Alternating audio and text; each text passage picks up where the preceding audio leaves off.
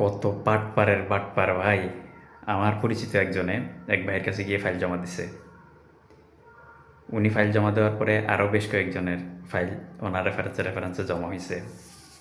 টাকা পয়সা নিছে, নেওয়ার পরে কোনো কাজই করে নাই। কাজ না করে 3 মাস পরে টাকা রিটার্ন দিয়ে দিয়েছে, পাসপোর্টও রিটার্ন দিয়ে দিয়েছে। ওই ভাই তো এখন সুপার হিরো। মানে টাকা নিছে, টাকা রিটার্ন দিয়ে দিয়েছে। আসলে টাকা নিয়েছে, কাজই হাঁটায় নেয়, টাকাগুলা অন্যদিকে ব্যবহার করছে, সময় সারছে।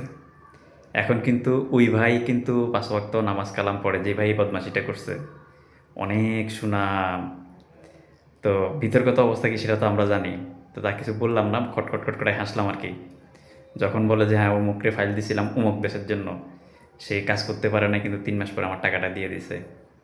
তো আর বললাম না আর কি, সেই লোকে অন্য লোককে টাকা দেওয়ার জন্য সেই লোকে অন্য লোককে টাকা দেওয়ার জন্য আপনার কাছ থেকে টাকা নিয়েছে, কাজ করেই নাই, মাঝখানে আপনার সময়টা বরবাদ করছে, কিন্তু আপনার টাকা রিটার্ন দিয়ে দেওয়ার কারণে সে এখন সুপার হিরো আপনাদের চোখে।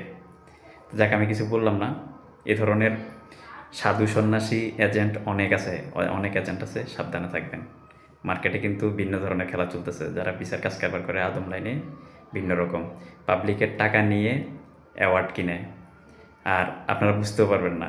5 ওয়াক্ত নামাজ কালাম পরে, দাড়ি টুপি আছে, মানুষের টাকা নিয়ে অন্য জায়গায় খাটা, পরবর্তীতে 1 বছর পরে বা 6 মাস পরে টাকা রিটার্ন দিয়ে দেয়, মানুষ খুশি। বা 2-1টা দেশে সফলতা আছে, ওইটা দেখিয়ে আরও 5-6টা দেশের জন্য ফাইল নিচ্ছে।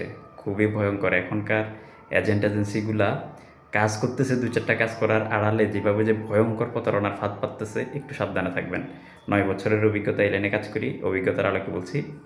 আমাদের তো এমনি অনেক বদনাম, আমরা চিটার বাটপার। আমরা যাদের কাজ করে দেই, তারা কিন্তু কাজ হয়ে গেলে আমাদেরকে আর লোকজন সাজেস্ট করে না, ডিরেক্টলি লাইন পেয়ে যায়। আমরা চিটার বাটপার সেজন্য। তারপরে ধরেন, আমরা মানুষের কাজ করতে গিয়ে টাকা পয়সা ধরা খাই, কিন্তু আমরাও চেষ্টা করি পরবর্তীতে টাকা পয়সা রিটার্ন দেওয়ার জন্য। কিন্তু আমরা ধরা খাওয়ার কারণে, কিন্তু প্রতারিত হওয়ার কারণে ঝামেলায় পড়ে থাকি আমরা। কিন্তু যারা ইচ্ছাকৃতভাবে এই বদমাশিটা করতেছে, 2-4টা সফলতা দেখে মানুষের সাথে বদমাশিটা করতেছে, নাম বলবো না, কারণ নাম বললে আমি যে কথা বলছি অনেকের গায়ে কিন্তু লাগবে, আমার পিছনে লেগে যাবে। আমি বলবো, যারা নতুন এজেন্সি আছেন, একটু সাবধানতা অবলম্বন করে যাদের ফাইল আছে, যাদের কাছে ফাইল তুলে দিচ্ছেন মানুষের স্বপ্ন পূরণের জন্য, আপনাকে একজন বিশ্বাস করে ফাইল দিলে আপনি আরেকজনের হাতে তুলে দিচ্ছেন, তার আমলনামা দেখে তারপরে দিয়ান, যাচাই বাছাই করে। আর আপনারাও যারা ডিরেক্টলি ফাইল জমা দিচ্ছেন, এই ধরনের এজেন্সিগুলোর আমলনামা দেখে তারপরে দিয়ান। 10 লাখ টাকার ভিসা 15 লাখ টাকা, 8 লাখ টাকার ভিসা 17 লাখ টাকা, আপনার 7 লাখ টাকার ভিসা 14 লাখ টাকা। এগুলা ওই যে 2-4টা সফলতা দেখিয়ে মানুষের ভয়ঙ্কর প্রতারণার ফাঁদে ফেলে রাখতেছে। শুধু জ্যাব কাটতেছে না, গলা কাটতেছে। এই লাইনটা খুবই একটা মারাত্মক লাইন। আমরা তো এই লাইনে ঢুকে ফেসে গেছি, এখন না পারতেছি ছেড়ে দিতে, না পারতেছি ধরে রাখতে। নতুন করে যারা এই লাইনে আসবেন, সাবধানতা অবলম্বন করবেন। নিজের ছায়াকেও বিশ্বাস করবেন না এই লাইনে। আপনি যারকে পাসপোর্ট তুলে দিচ্ছেন, টাকা তুলে দিচ্ছেন, সে আপনার সাথে ভয়ঙ্কর প্রতারণা করতে পারে, এটা খুবই সাবধান। আমি বর্তমানে আপনার পর্তুগাল, মেসিডোনিয়া এবং রোমানিয়া নিয়ে কাজ করতেছি। এটাও যে কয়দিন আপনার কাজ চলবে ওই কয়দিন করবো, তারপরে কাজ না চলবে, যে কাজ বন্ধ হয়ে গেলে এটা বাদ দিয়ে দিব, আবার অন্য দেশ করব। কিন্তু ভুল সময় ভুল দেশ ট্রাই করতেছি না। আর এজেন্ট নির্বাচনের ক্ষেত্রেও কিন্তু খুবই সাবধানতা অবলম্বন করবেন। আমি আমার জায়গা থেকে খুব সাবধানতা অবলম্বন করে কাজ করতেছি, কারণ ধরা জীবনে অনেক খেয়েছি, এখন অভিজ্ঞতার আলোকে কাজ করতেছি।